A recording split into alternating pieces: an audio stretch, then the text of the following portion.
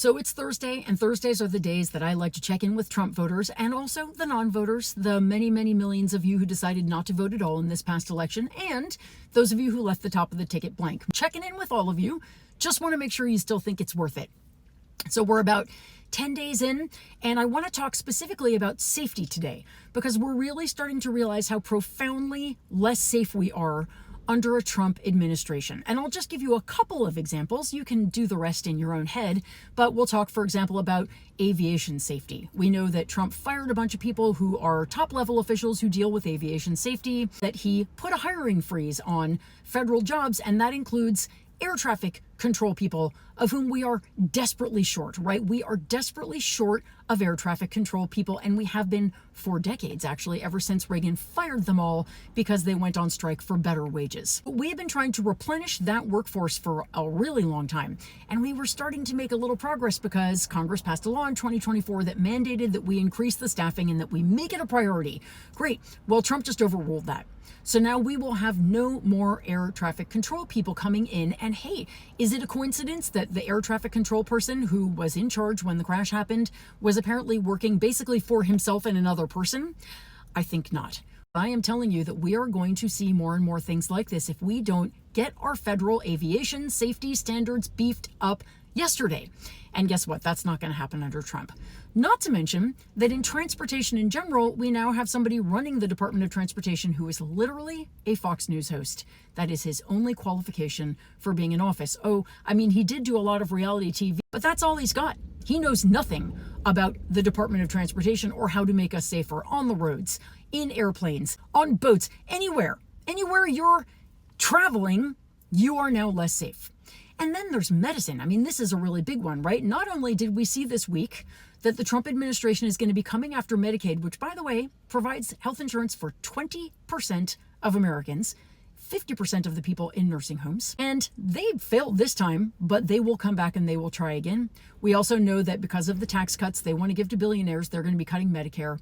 And they're going to be cutting the children's health insurance program. They will be cutting every health insurance program out there, as well as all of the funding for the CDC, the NIH, and every other institution that is doing work on public health. So from a health standpoint, we are dramatically less safe than we were 10 days ago. Now let's talk about crime. We learned today from NPR that the 1,600 or so January 6th insurrectionists that Trump released are some of the most violent and vile criminals you can imagine. They are rapists. They are child predators. They are spousal abusers. They're all out on the street now, except for the one who's already been killed by law enforcement and the two who have already been rearrested. So when Republicans tell you that they are tough on crime, I want you to laugh in their face because it's bullshit, right? Not only that, but if they are taking ICE and using ICE to sweep up a bunch of people who are completely innocent, as we know, including American citizens, guess what ICE is not doing? They are not focusing on actual criminals, people who have been convicted of actual crimes, which is how they used to find the people they deported. Guess what? They are actually having to release some of those people now because they have to create room for all of the innocent people who they are sweeping up. Does that make you feel more safe? How about the fact that they are going to ban transgender service members from staying in the military? That's 10 to 15,000 service members who we're just going to lose. And do you think that all of the attacks on DEI, which is basically just an attack on racial integration, by the way, do you think all of those attacks are going to make recruitment go up in the armed forces and in the army?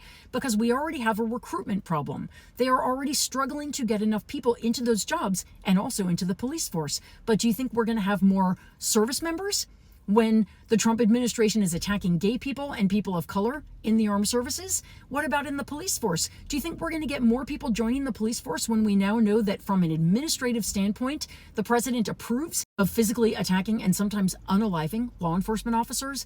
I don't think so. Kash Patel running the FBI, he doesn't care about terrorism threats. He doesn't care about white supremacist groups that are burgeoning and growing under Donald Trump. He will be too busy going down his enemies list and singing the praises of the January 6th insurrectionists to actually keep us safe.